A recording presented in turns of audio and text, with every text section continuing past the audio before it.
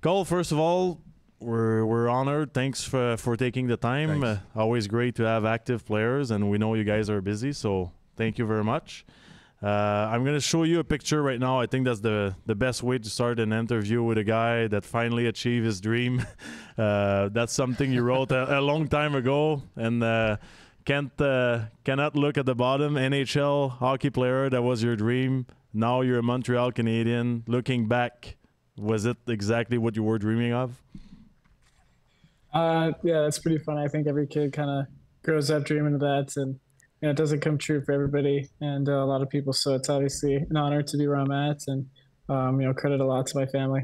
Did you realize how big the Montreal Canadiens were? Because like coming from out of town, we always look at all the big NHL franchise, and you come in Montreal, you know the history, but did you realize how big it was?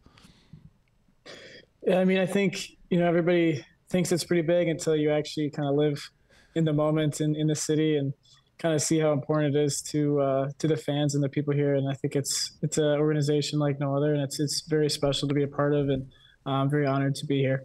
You start skating around age of 2. Who was the young Cole Caufield growing up? Who was he? Yeah, like was it a smiley guy we're seeing right now? Was it a little more serious, or was there a goal scorer? Or I don't know. I think I was just happy to be out there, happy to play the game. I think being out there with my buddies and my brother, having my dad coach, it was kind of just fun to be playing hockey and skating around, just having a good time. Because we heard, I think your mom was saying that in an interview. First young player playing hockey with a diaper at the same time. That's pretty young, man. Like that's unreal. And I'm guessing it comes from the pressure having an older brother and your whole family. Like, I mean, grandfather, parent, like your dad. Was it a great environment, I guess, for a hockey player to have such like role models? Yeah, it was pretty cool. Obviously, my grandpa kind of got into it, played just under professional hockey. So that was pretty cool, and got my dad into it. And then he played college and played a little bit after, but he was kind of our coach and mentor growing up. So it was obviously very special having my brother too to push me and kind of be able to play with guys 2 years older all the way growing up. Kind of went a long way, and it's obviously just fun being able to be with your family. Traveling around the state, playing hockey, and just having fun. Who was your model in the NHL growing up? My dad was an Avalanche fan, so we'd always watch them. So Joe Sakic was probably the one growing up, and then I really liked Matt Duchene too. He's fun to watch. Was he a fan of the Nordic before they moved to Avalanche? Yeah. Yeah, he was. So it must be pretty special now to wear the Canadian jersey when you know your dad was a fan of the Nordiques, like the battle. Have you heard of the battle? Yeah. He, I don't even know how he got into the Nordiques, but it was obviously pretty cool. And I think now playing for Montreal makes it even more special. What does it look like right now? Like, you're obviously, we talk about your family, they know hockey. Obviously, after a game, do you have like the normal chat we all have with our parents? Does your brother text you should have hit the net, or tough shot, or like chirp you like he was your teammate? Yeah, I mean, I think obviously now my dad kind of is just a fan. He sits back and watches and doesn't really say much. That's kind of cool. My brother will tell me what he sees, and I think that's pretty special too. But they're all just supporters now. I think my mom's the one that I appreciate the most. No matter if I played terrible, have a bad game, she always thinks I played great. So it's always good to hear that. Do you feel it's going like too fast sometimes? 2-3 years ago you were for the Badgers, and now you're like the star in Montreal, 8-year contract, like going to the Stanley Cup final, Hobie Baker Trophy, everything's going so fast. Do you feel like that too sometimes? To be honest, yeah, I think looking back on it in the moment, it kind of feels like day by day it kind of takes a while, but 3 years ago feels like yesterday sometimes too. So kind of just trying to enjoy the moment, I think, and obviously you want to take every day and make it better than the last one. But for me, obviously, it's been a short career so far, but it feels like it's going pretty fast.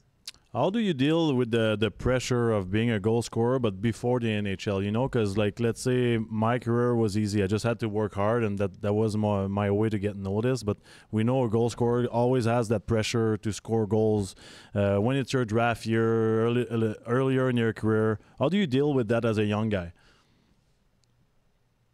Yeah, it's for sure tough. I think obviously the biggest part of my game is scoring and producing. So you know, when I'm not doing that, it is pretty frustrating. But you know, at the end of the day, you got to be able to do other things and help the team win in any way possible. So obviously, the pressure of you know scoring is something that I like and put the most on myself. But it's for sure something that you have to kind of deal with. You know, whether you're scoring or not, just kind of trying to stay level-headed and find ways to keep going. And my next question is, obviously it looks easy for you, but we all know it's not easy to score goals in the NHL. Like, what's your routine? Do you look at videos from other goalies? Do you work every practice on your shot? What's the secret, you know, like, because it looks simple, but we all know it isn't. Well, yeah, especially for me. It's obviously something that you know, kind of, as the more you play, the more you kind of figure out. But for me, I think practice is what's most important to me. I think trying to find ways to score in practice and you know making every rep count in that aspect of things for me is what kind of drives me. And you know, if I'm feeling good in practice and doing the right things there, I think it translates over. But you kind of play goalies over and over again. You know, the more you play, so you kind of get to learn those. But there's always video in the locker room before games too that you can kind of take a look at. But I think it's all just read and react. You got to play the game that's in front of you, and I think that's kind of the way I look at things the most. In the U.S. program, you beat Austin Matthews. Like, he had 55 goals, and now you had 72. Was that like a goal to be the best goal scorer in the U.S. program?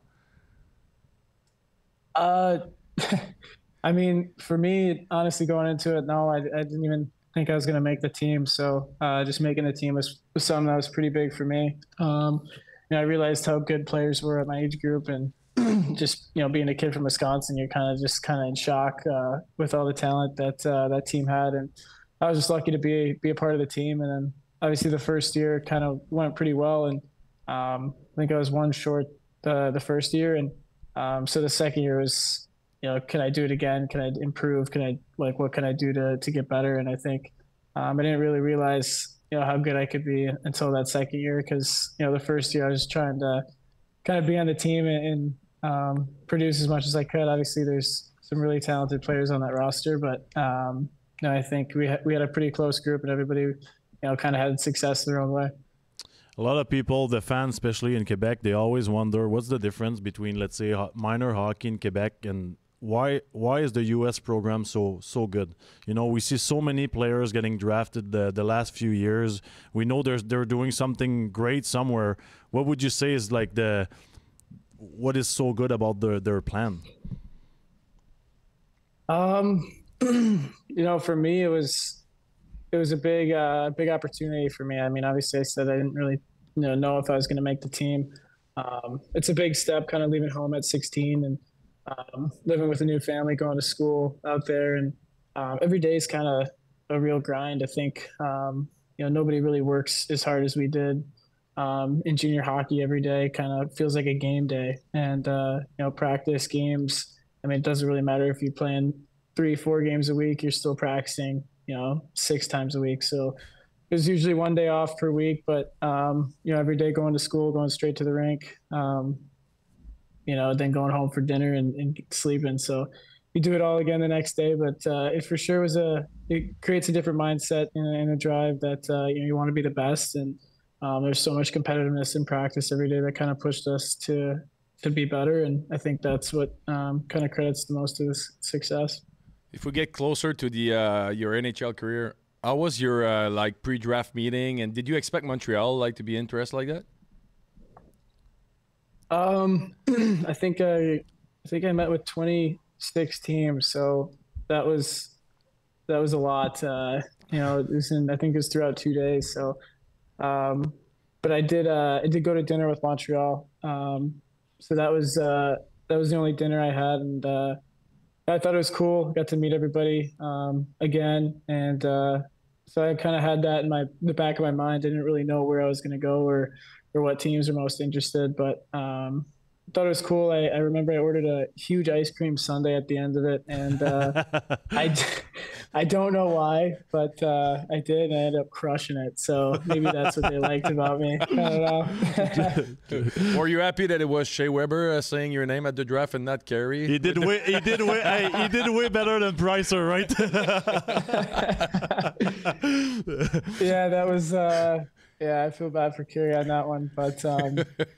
Yeah, it was cool having Shea up there, saying your name, and then obviously getting a chance to play with him a couple years after that. So that was pretty special. We hear a lot that the Canadians interview is so hard for young guys before the draft. What's so hard about it? I mean, I feel like every team has their own way of going about things, but they're all just kind of sitting there at a table staring at you, and you're on the other side looking at everybody, and you can just tell everybody's watching your every move, and and everybody's listening to what you're saying. So it's obviously just pretty intimidating. I think, they make you answer some pretty tough questions. Honestly, I don't even remember because I had so many, but they're pretty funny though, looking back on it. Obviously, I think everybody kind of overhypes them a little bit, or it takes them a little bit too seriously sometimes, but it's pretty cool to be a part of. And every team kind of made it a little bit more intimidating than the next. Let's talk about draft day. You're getting ready. What was your routine with your family? Did you guys have a little party? And which team were you think you were gonna get drafted by? Every guy has maybe a dream, or you're thinking I'm gonna go out there for sure. Were you in your head going somewhere else? To be honest with you, the whole day felt pretty long. I think I woke up pretty early, couldn't really sleep, and then took a walk with my parents. I remember that, but you put your suit on, and then it's like it feels like forever, and you just kind of want to get it over with. But it was pretty cool. Getting to see most of my friends go in the first round too was special. And honestly, I just remember having pretty good interviews with Buffalo and in Vancouver, and so those were kind of the only two teams that I really thought about. And then obviously Montreal was at 15 too, so. Once 7 and 10 went by, I honestly had no idea what was going to happen, and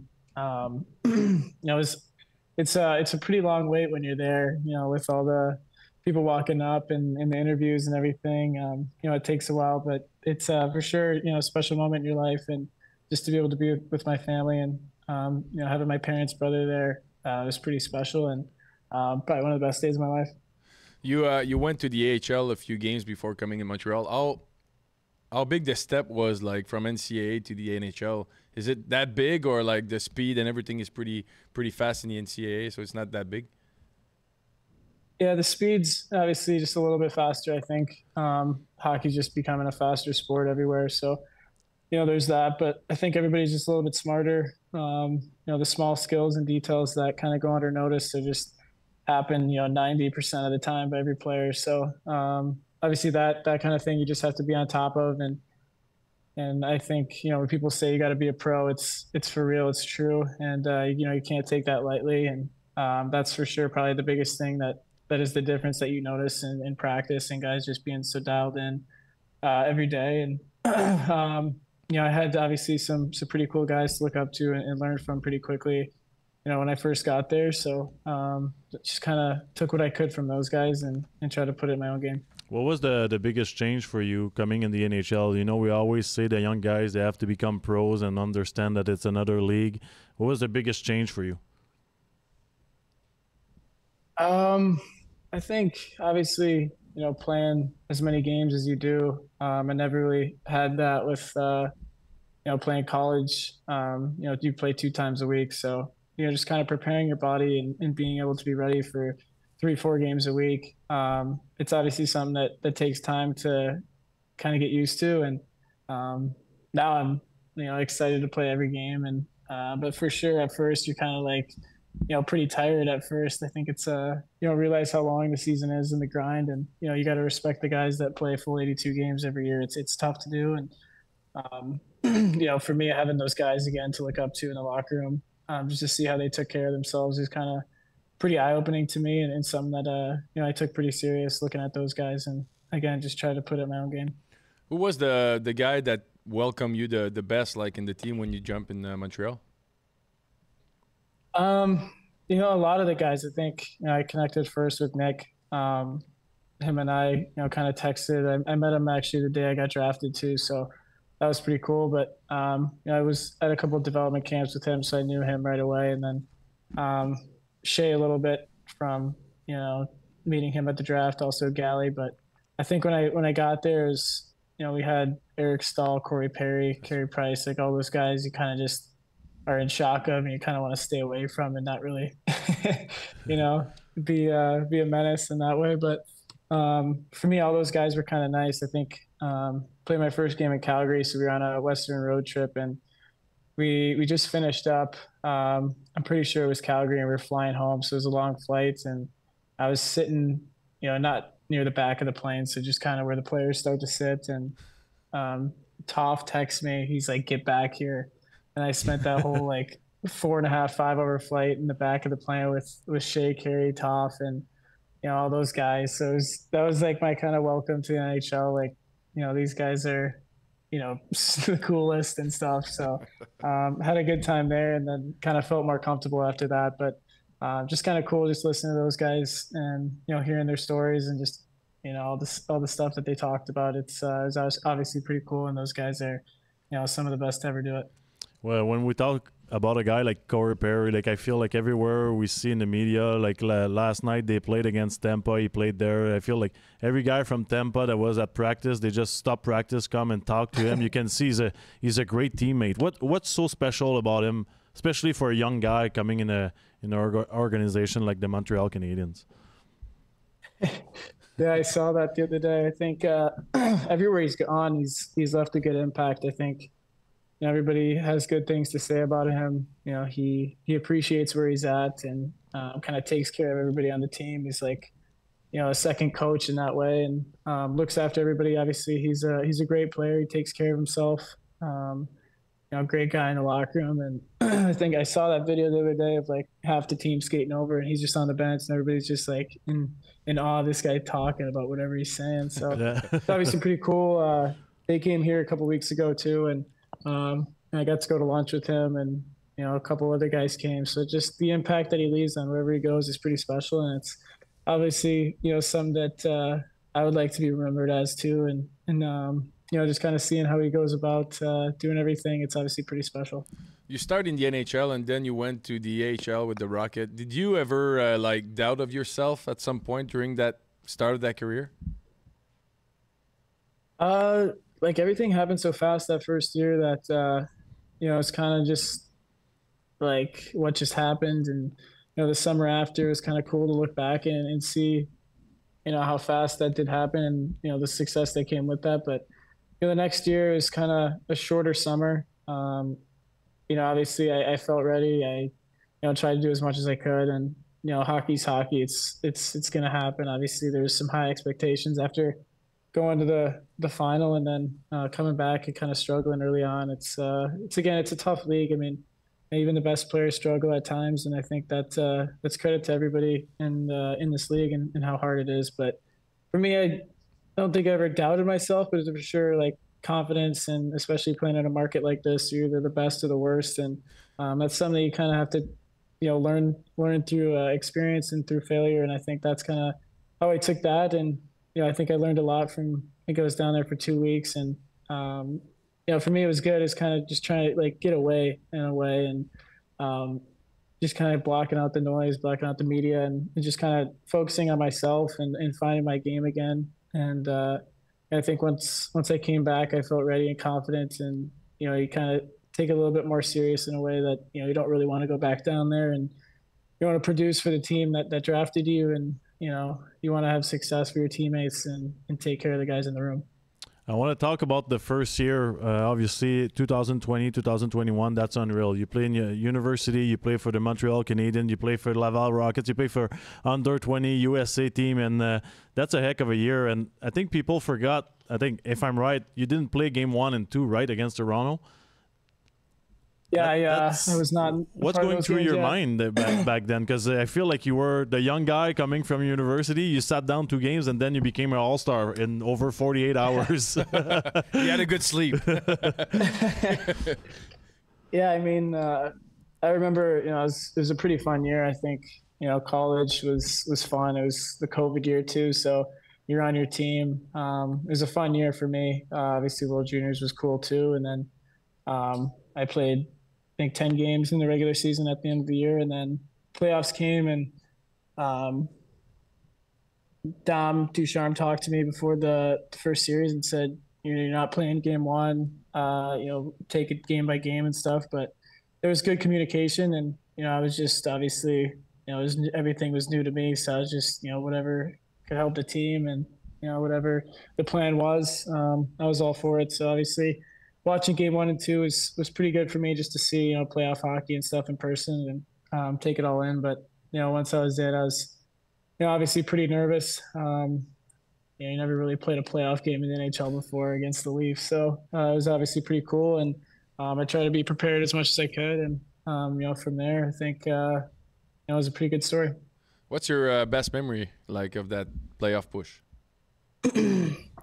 For me, it was just every series win game. I think obviously the Leafs series was pretty cool, coming back down from 3-1, and then we were kind of just like, so what's next? And then we swept the Jets, which was pretty cool. And then we were like, geez, we're actually in this thing. And Vegas is obviously pretty cool. It was tough. They were a good team and had a lot of success. And without Carey, I don't know how far we're getting. But that guy was unbelievable. I think just watching him and Shea, Stahl, Perry, all those guys, just you kind of wanted to do it for them. And everybody was giving it their all, and I think it was a fun run. Obviously, it stunk, kind of coming up short, but just to see those guys and how much fun it was along the road, and you obviously want to win it for those guys, but at the end of the day, it was pretty cool and really fun to be a part of. Can you talk to us a little bit about that moment at the end when you guys lose in Tampa? And I think a lot of people, like, it made them sad. Like, you see Shea Weber, that gave everything for this organization, and nobody knew it was done back then, but you kind of feel it, the way people are shaking his hand or going to him after the game. It was kind of a very special moment, I think. And how did you live it as a young guy? Yeah, I mean, you don't really know, everybody's plan. I think obviously you could tell he was, not at 100%, but would play at 120%. It was nuts what he was doing, and just to see how much it meant to him, kind of drove everybody a little bit more. And I think obviously, when that game ended, you could just see how hard it hit him and hit everybody. But just to see a guy like that, how emotional he was, guys can play 20 seasons, have Hall of Fame careers, and never get an opportunity like that, maybe once or twice. So just to be a part of that moment, it was obviously, it was very eye-opening to me. And, that's a moment that, you don't really get in your career too often. So something that I want to be back there and be in that moment. But, looking at Shea and Carey and all those guys and how much that meant to them was pretty special. And then you switch leadership group a little bit. That's kind of the transition. You got the new era coming in. You got Caufield, Suzuki, you got all Goulet, you got the young guys taking control after this. Is it hard for the young guys to receive this task, to be finally at a young age the leaders of this organization? I mean, yeah, I think Nick's probably the perfect guy for the job. I think the way he carries himself and the way he can kind of handle a room is special. And, we kind of learned from, the people before us. And I think that's kind of how we all kind of lead in our own way, but taking things from guys that we played with before. Obviously I got, a bunch of guys that I learned from, but, kind of turning the page and kind of finding a way to lead the team and take over in that way. I think we still got a bunch of leaders on this team too. Galley's obviously been pretty huge for me and a good mentor and stuff, but everybody, Dave Savard has been great. I think we still have a little bit of veteran leadership in the group too, so that's obviously huge. But every day just kind of trying to push the group and become better day by day. How hard was it? You played with the Badgers. There's like 10,000 people attendance every night. In Montreal, there's like 20,000 more, and playing in the Stanley Cup final with 3,000 people and the series before with nobody. How hard was it to get like involved or in the game with nobody in the stands?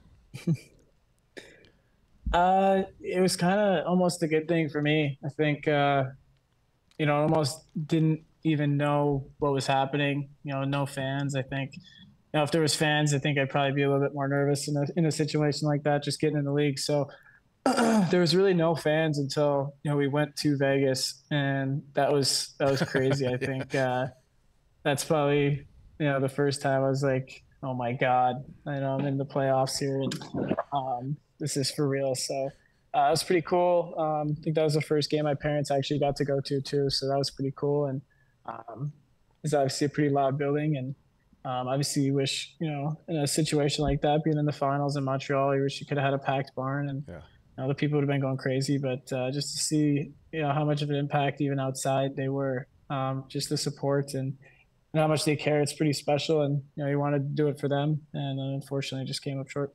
A little bit of a lighter question here that's coming from the fans, obviously, but they're all wondering, how does a future 50-goal scorer change stick for Chris Weinman's stick and have more success right after? Oh, God, did he tell you that? Yeah, it was pretty sure it was after Christmas last year. I don't even know what I was doing, but I was looking at his stick and it looked pretty similar. And I asked him, you know, what it was, and he's like, just give it a try, whatever. So I ordered some in my stick with his curve. And after that, it was kind of just like, why didn't I ever have this before? But I think he'll tell you, and, you know, he always says that, if it ever becomes a curve in stores or whatever, he better get a share of things. So it still says Weidman on my blade, which is pretty funny, but he for sure brings that up all the time. The savior. Yeah. How tough is it to learn from a guy like Marty St. Louis, Hall of Famer, and what he brings to you? Like, is he giving you confidence with the way he's seeing the game and everything? What was the best of Marty for you? Yeah, he almost feels like a teacher more than a coach sometimes. And, you know, I mean that as a good way. Like, he sees things that, you know, most people don't see, because he's, you know, either been in that situation or can find a way to put himself in that situation and get his way out of it. So he's so smart in the way he goes about things. You know, sometimes maybe too ahead of the game in a way, and it's really special to be a part of. I think, you know, the video sessions, his speeches, everything that he does, it's with a purpose. And every practice too, I think we're creating something special here. Obviously it's not going to be built in a day, but, you know, just trusting the process and what he does day in and day out, it's pretty special. But for sure, like, every time he talks, you know, you just want to listen. And you know, every video session is pretty cool too, just to see what he thinks. And you know, he sees things that, you know, most guys just wouldn't see. So I think that's pretty cool, and, you know, we're really lucky to have him. We have a little segment. It's about 3-4 minutes. Then you're done. You can go for your little afternoon nap. We ask all our guests. We even ask your GM, right, Kent, about it. It's a little funny, but it's about personal life and all that. And the first one would be, what would be the funniest moment in your career? You know, we always have a moment that we remember in our hockey career that we're like, can't beat that. What would be your funniest moment? Funniest moment? I don't know if it's funny or not, but it's one that I can look back on. But morning skate is probably game 1 or 2 in Winnipeg. Morning skate, you're kind of feeling good coming off, you know, maybe a win the next day or whatever, the day before, and come in and shoot a pocket carry right in the forehead. So right after that, I was like, Perry came up to me. He's like, never do that again. I was like, I was on the verge of just getting off the ice. I was like, I can't do that ever again. And I just remember every shot after that in the playoffs. The morning skater practice was just on the ice, so just didn't want that to happen ever again. You don't want to be that guy taking carry out, that's for sure. Oh God, no. How hard was it to been waiting for your contract extension? Is it because we all been there and it's like it's long and it's a big process? How were you with that? Honestly, it didn't feel that bad. I was hurt obviously half the year, so it kind of stunk that I didn't get to play and play for a contract in that way. I think everybody says that, but for me it was just figuring it out. I think both sides went about it pretty well, and I kind of stayed out of it till it was pretty serious, and both sides felt like it was in a good spot. So for me, I'm really happy to be here. I love this place. I love playing in front of these fans, and I want to be a big part of this team going forward. And I think I'm in a great spot. We're in a great spot, and again, just happy to be a Montreal Canadian, and I love being here. What would be your dream foursome? Obviously, we're talking about golf. Dream foursome. And I guess if you invite Taylor Swift, you have to take Kelsey this year, right? Yeah, she might be out now that she's taken, so I have to find another name. Let's see, obviously Tiger Woods would be one of them. Another golfer I liked, I know most guys probably don't pick all golfers, but Victor Hovland, kind of young golfer, he's finding success. And then I think Steph Curry too would be the last one. Oh, nice. Couple of really good group. I'd probably be last in that group, obviously, but just to see those guys and talk to them, hang out, would be a good time. What's the biggest event you went? Like not the Stanley Cup final, but as a fan? As a fan, I went to an NBA final game in Milwaukee a couple weeks after our final ended, and then I was at a World Series game 2 weeks ago maybe, and F1. So I think those are probably the biggest events I've probably been to. Okay, last question. What are you the most scared of? Your GM is scared of driving on bridges. Montembeault is scared of wolves, I think. Barnaby. And Barnaby, Matthew Barnaby is scared to come back home and his wife has a bigger dildo in his own weapon.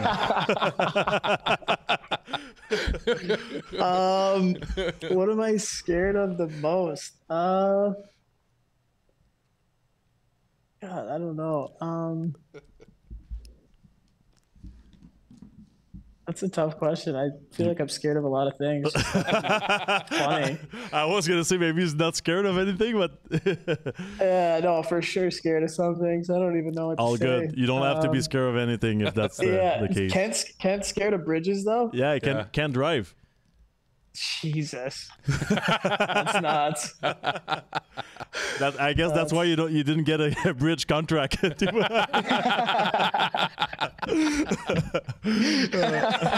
awesome. All right. Hey, thank you. Thanks so much. We appreciate it, and obviously we can tell you we're proud we're in the media now. We're new in the media, and it's fun to watch a player that's so spectacular, and you make our job easy. Thank you very much. Yeah, thank you guys for having me. This was fun. Really appreciate it. Have a good one. Bye-bye. Thank you guys too.